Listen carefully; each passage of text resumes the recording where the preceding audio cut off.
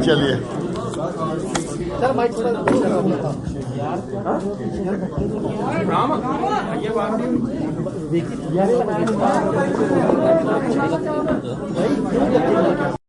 Operation Jammu police ने किया है उसके बारे में आईजी साहब आपको ब्रीफ करें। जो बहुत बड़ी आईडी, जो आज एक बहुत बड़ा खतरा जो जम्मू शहर में टला है, उसके बारे में आईजी साहब जिक्र करें।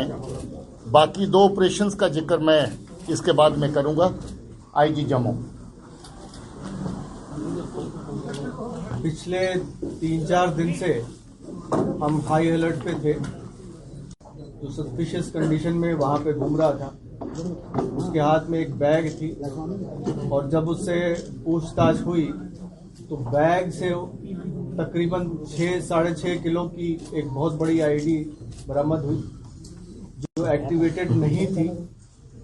पूछताछ करने के दौरान उसने ये बताया कि वो नर्सिंग कॉलेज का स्टूडेंट है और चंडीगढ़ में पढ़ाई करता है और उसको पाकिस्तान से अल बदर तंजीम के हुक्मरान के जरिए मैसेज आया था कि उसको यहाँ पे एक आईडी प्लेस करनी है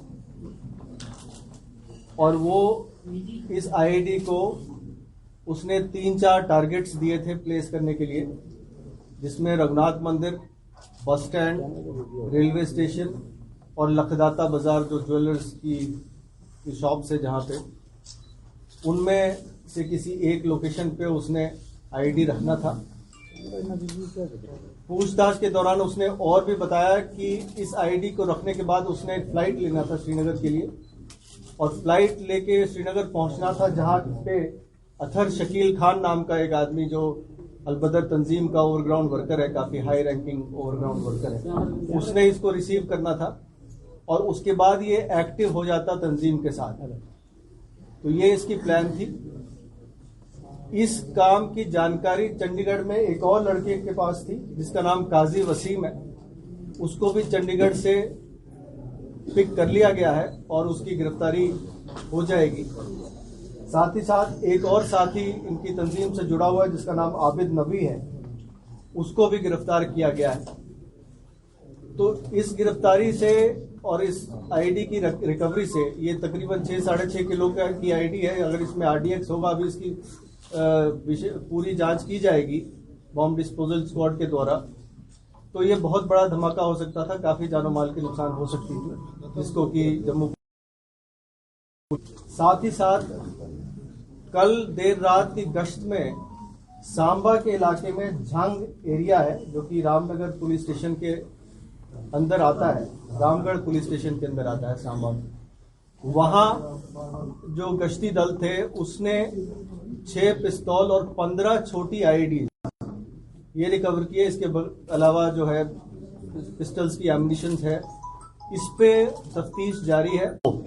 नए नए चेहरे प्रदान करने की कोशिश में हमेशा रहते थे और पिछले कुछ अरसे में 1-2 ग्रुप ऐसे नए फ्लोट किए गए जिनके जरिए से जैश-ए मोहम्मद जो कि पाकिस्तान का टेररिस्ट आउटफिट है, लश्कर तौयबा जो कि पाकिस्तान का टेररिस्ट आउटफिट है, वहां की सरजमीन से काम करता है, उस आउटफिट को लोकल कश्मीरी नाम देने के लिए इनकी की हुई आतंकी कार्रवाइयों को, दहशतवादी की कार्रवाइयों को लोकल नाम देने के लिए जहां पर नए आउटफिट जो है वो खड़े किए गए, उसमें टीआरएफ के नाम से एक आउटफिट आया, द रेजिस्टेंस फ्रंट, जो लश्कर तौबा का एक फ्रंट है, लोकल नाम है।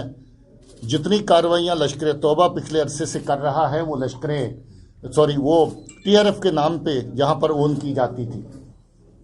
उसके अलावा जैश-ए मोहम्मद जो दूसरा ड्रग्ड टेररिस्ट आउटफिट है पाकिस्तान का, उन्होंने नए नए जहां पर ग्रुप खड़े करने की कोशिश की, जिसमें एक ग्रुप हाल ही में अगस्त 20 से एक्टिव हुआ लश्कर मुस्तफ़ा के नाम से। इनकी ट्रैकिंग कश्मीर की तरफ से काफ़ी लंबे अरसे से दोनों नए खड़े हुए ग्रुप्स की लीडरशिप की जा रही थी और कश्मीर की पुलिस, खासतौर पे अनंतनाग की पुलिस ने जम्मू पुलिस के साथ मिलकर के इन दोनों ग्रुप्स की लीडरशिप को बेनकाब किया और दोनों के चीफ कमांडर जो हैं उनको पकड़ लिया गया है। उनमें से एक जो चीफ कमांडर है, इसका हिदायतुल्ला मलिक नाम है। हिदायतुल्ला मलिक जैश का, जैसे मैंने कहा कि जो लोकल आउटफिट लश्कर मुस्तफ़ा है उसको लीड कर रहा था और पिछले काफ़ी अरसे से वो एक्टिव था मिलिटेंसी रिलेटेड कार्रवाइयों में। काफ़ी लंबा अरसा OGW का काम करता रहा और उसके बाद एक्टिव मिलिटेंट बन के जैश के साथ, जैश के डायरेक्शन के ऊपर उसने नया एक आउटफिट तैयार किया। वो आउटफिट तैयार करने के बाद साउथ कश्मीर के एरिया में आतंकी कार्रवाइयाँ अलग अलग तरह की करता रहा और अभी इस ताक में था कि जम्मू के इस एरिया के अंदर अपना हाइड आउट, अपना अड्डा तैयार किया जाए ताकि आतंकी कार्रवाइयाँ कश्मीर के साथ साथ जम्मू के एरिया में भी की जा सकें। और उसके अलावा पाकिस्तान से जो हथियार अलग अलग जरिए से आते हैं, चाहे वो बॉर्डर से किसी मिलिटेंट्स के थ्रू आए, जो टनल्स खोदी गई उसके थ्रू भेजें, या फिर ड्रोन्स के जरिए से जो वेपन फेंके जाते थे उनको रिसीव करने का एक नेटवर्क जहां पर बनाया जाए और फिर उनको ट्रांसपोर्ट करके कश्मीर भी भेजा जाए। इसके साथ इसने एक और नेटवर्क खड़ा किया था जो पंजाब के साथ मिलके जो इसके साथी हैं उनके जरिए से बिहार से वेपन मंगवाने का नेटवर्क खड़ा किया हुआ है। पर आशिक नेंगरू को दिसंबर 19 के आसपास उसको जहां से टनल के जरिए से परिवार के समेत, जिस टनल से आतंकवादियों को लाया जाता था उसी टनल से परिवार समेत उसको निकाल के पाकिस्तान भेजा गया। आशिक नेंगरू अभी पाकिस्तान से पाकिस्तानी एजेंसियों के इशारे पर दहशतगर्दी को डायरेक्शन दे रहा है और दहशतगर्दी की लॉजिस्टिक और बाकी इंतजाम कर रहा है।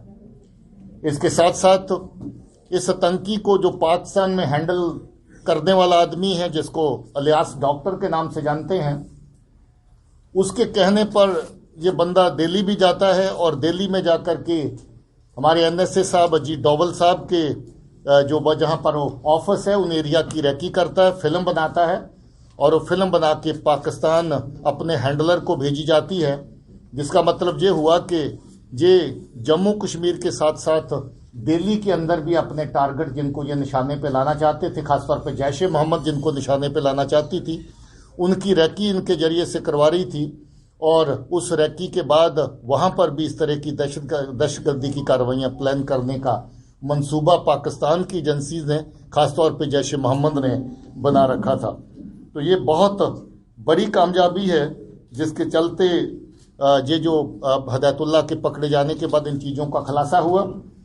एक बैंक लूटा गया था नवंबर 20 में शोपियां के एरिया में, 60 लाख रुपए बैंक की कैश वैन जा रही थी, उसको रोक करके उससे कैश लूट लिया गया था। उसमें भी आतंकी इसके साथ जो शामिल थे वो आइडेंटिफाई हुए हैं और इसने माना है कि बैंक कैश की लूटिंग में इसी का हाथ था। इसकी निशानदेही पर अभी तक इसके 4 एसोसिएट पकड़े गए हैं, इसकी वाइफ भी उसमें शामिल है, बाकी 10 एसोसिएट भी पकड़े गए हैं और पुलिस की बाकी की कार्रवाई अभी जम्मू कश्मीर में जम्मू जिला की पुलिस और अनंतनाग की पुलिस अपने DIG और IG की क़यादत में मिलकर के उस पर फर्दर जो इंटेरोगेशन का सिलसिला भी जारी रखा हुआ है। जहूर आथर इसका नाम है, इसको खालिद भी कहते हैं और साहिल भी नाम है इसका। लश्कर तौबा की फ्रंट को जो रन कर रहा था TRF को, ये TRF का चीफ था। ये भी बहुत लंबा अरसा पहले खुद OGW के खाते में काम करता रहा। इसकी बड़ी बात यह है कि ये बहुत पुराना ट्रेंड मिलिटेंट है। 2002 में ये हिजबुल मुजाहिदीन के साथ काम करता था, जहां से बॉर्डर पार गया था, बॉर्डर पार जाके पाकिस्तान में ट्रेनिंग हासिल करी थी और जब वापस लौट के आया था तो 5 फॉरेन टेररिस्ट रजौरी के रूट से लेकर के जब वापस आया था। उसके बाद ये लगभग 5 साल एक्टिव रहा और 2006 में इसने सरेंडर कर दिया था और सरेंडर करने के बाद ये आराम से बैठा था, मगर इसकी एक्टिवेशन 2019 के अंदर दोबारा होगी और 2019 के अंदर जो इसके पाकिस्तान में बैठे जो जानते थे इसका पोटेंशियल क्या है, उन्होंने इसको नया आउटफिट जो बनाया TRF, उसकी जो कमांड उसके हाथ में दी और TRF के चीफ का भी ये काम कर रहा था। इसने अपना काफ़ी बड़ा नेटवर्क कश्मीर के अंदर पैदा कर दिया, जिसमें से 8 लोगों की पहचान अभी तक हो चुकी है। उसमें से कुछ लोग पकड़े जा रहे हैं, उनकी इंटेरोगेशन कश्मीर वाली साइड पे शुरू हो चुकी है। और ये जब पकड़ा गया, क्योंकि इसको सरेंडर मिलिटेंट होने के नाते इसके ऊपर कोई शक नहीं था, इसकी जो अभी तक की जो इन्वॉल्वमेंट सामने आई है, कुलगाम में 3 बीजेपी के जो एक्टिविस्ट हैं उनको मारा गया था, उसमें इसकी शमूलियत थी, जो खुद उसमें शामिल था। उसके अलावा कुकरनाग के एरिया में पुलिस के एक जवान को हलाक किया गया था, उसमें भी ये शामिल था। इसकी पूछताछ अभी काफ़ी शिद्दत से जारी है और मैं ये समझता हूँ कि जिस लेवल पे ये ऑपरेट कर रहा था, इसकी काफ़ी सारी और आतंकी गतिविधियों का पता इसमें से चलेगा। सो आपके सामने 3 बड़े ऑपरेशंस का खुलासा हुआ, जिसमें जैश ए मोहम्मद का फ्रंट लश्कर मुस्तफ़ा,